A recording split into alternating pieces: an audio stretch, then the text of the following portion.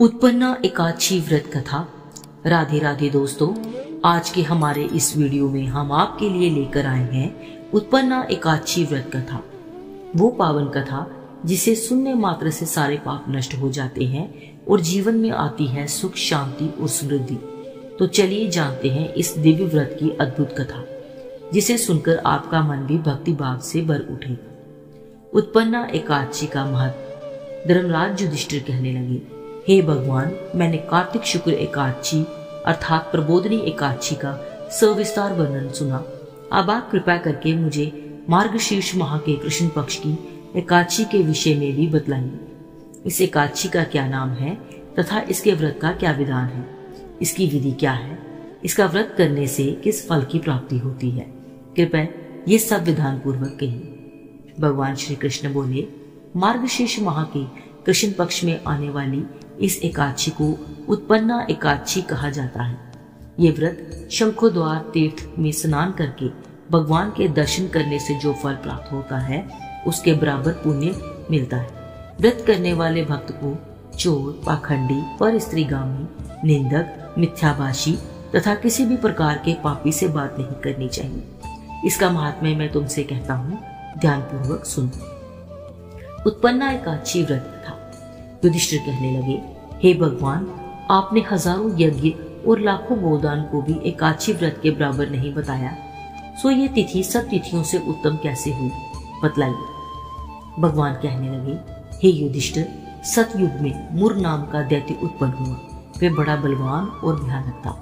उस प्रचंड दैत्य ने इंद्र, आदित्य, वसु, वायु, अग्नि आदि सभी देवताओं को पराजित करके भगा दिया।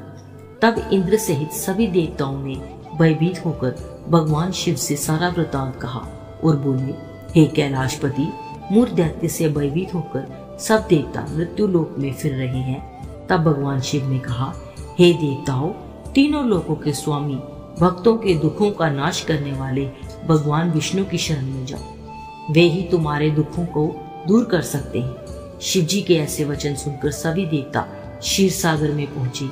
वहां भगवान को शयन करते देख हाथ जोड़कर उनकी स्तुति करने लगे। हे देवताओं द्वारा स्तुति करके योग्य प्रभु, आपको बारंबार नमस्कार है। देवताओं की रक्षा करने वाले मधुसूदन, आपको नमस्कार है। आप हमारी रक्षा करें। दैत्यों से भयभीत होकर हम सब आपकी शरण में आए हैं। आप इस संसार के कर्ता, माता पिता, उत्पत्ति और पालन करता तथा संहार करने वाले हैं। सबको शांति प्रदान करने वाले हैं। आकाश और पाताल भी आप ही हैं। सबके पितामह ब्रह्म, सूर्य, चंद्र, अग्नि, सामग्री, होम, आहुति, मंत्र, तंत्र, जप, यजमान, यज्ञ, कर्म, कर्ता, भोक्ता भी आप ही हैं। आप सर्वव्यापक हैं। आपके सिवा तीनों लोकों में चर तथा अचर कुछ भी नहीं है। हे भगवान, दैत्यों ने हमको जीतकर स्वर्ग से निकाल दिया है और हम सब देवता इधर उधर भागे भागे फिर रहे। आप उन दैत्यों से हमारी रक्षा करें। इंद्र के ऐसे वचन सुनकर भगवान विष्णु कहने लगे, हे इंद्र, ऐसा मायावी दैत्य कौन है जिसने सब देवताओं को जीत लिया है? उसका नाम क्या है? उसमें कितना बल है और किसके आश्रय में है तथा उसका स्थान कहाँ है? ये सब मुझसे कहो। भगवान के ऐसे वचन सुनकर इंद्र बोले, भगवान, प्राचीन समय में एक नाड़ीयंग नामक राक्षस था। उसके महापराक्रमी और लोक विख्यात मुर नाम का एक पुत्र हुआ। उसकी चंद्रावती नाम की नगरी है। उसी ने सब देवताओं को स्वर्ग से निकालकर वहां अपना अधिकार जमा लिया है। उसने इंद्र, अग्नि, वरुण, यम, वायु, ईश, चंद्रमा, नेतृत्व आदि सभी स्थान पर अधिकार कर लिया है। सूर्य बनकर स्वयं ही प्रकाश करता है, स्वयं ही मेघ बन बैठा है और सबसे अजय है। हे असुर निकंदन, उस दुष्ट को मारकर देवताओं को अजय बनाइए। ये वचन सुनकर भगवान ने कहा, हे देवताओं, मैं शीघ्र ही उसका संहार करूंगा। तुम चंद्रावती नगरी जाओ। इस प्रकार कहकर भगवान सहित सभी देवता चंद्रावती नगरी की ओर प्रस्थान किए। उस समय जब दैत्य मूर सेना सहित युद्ध भूमि में गरज रहा था, उसकी भयानक गर्जना सुनकर सभी देवता भय के मारे चारों दिशाओं में भागने लगे। जब स्वयं भगवान रणभूमि में आए तो दैत्य उन पर भी अस्त्र शस्त्र और आयुध लेकर दौड़ा। भगवान ने उसे सर्प के समान अपने बाणों से बींध डाला।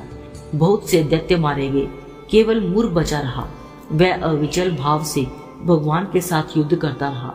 भगवान जो भी तीक्ष्ण बाण चलाते वे उसके लिए पुष्प समान सिद्ध होते। उसका शरीर छिन्न भिन्न हो गया, किंतु वह लगातार युद्ध करता रहा। दोनों के बीच मल्ल युद्ध भी हुआ। 10,000 वर्ष तक उनका युद्ध चलता रहा, किंतु मुर नहीं हारा। थक कर भगवान बद्री का आश्रम चले गए। वहां हेमवती नामक सुंदरी गुफा थी। उसमें विश्राम करने के लिए भगवान उसके अंदर प्रवेश कर गए। ये गुफा 12 योजन लंबी थी और उसका एक ही द्वार था। विष्णु भगवान वहां योग निद्रा की गोद में सो गए। मुर भी पीछे पीछे आ गया और भगवान को सोया देखकर मारने को उद्यत हुआ।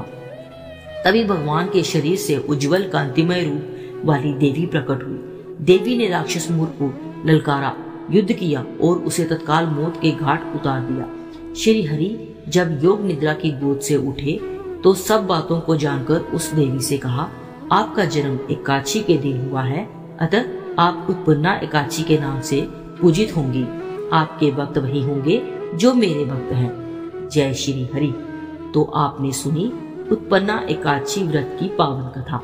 अगर आपको ये वीडियो अच्छी लगी हो तो इसे लाइक करें, शेयर करें और कमेंट में जय विष्णु भगवान लिखकर अपना प्रेम जरूर जतलाएं। और हाँ, ऐसी ही और दिव्य कथाएं सुनने के लिए हमारे चैनल राज्य स्पिरिचुअल पाथ को सब्सक्राइब करना ना भूलें। हर व्रत, हर तिथि और हर कथा, बस यही एक आध्यात्मिक सफर के साथ। जय श्री